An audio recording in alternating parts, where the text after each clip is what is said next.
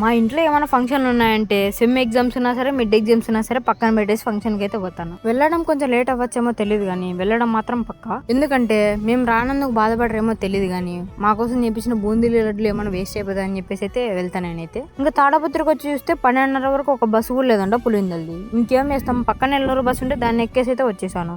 మా బస్సులో జనాల కంటే పక్కన బస్సులో అయితే జనాలు అయితే మామూలుగా లేరు.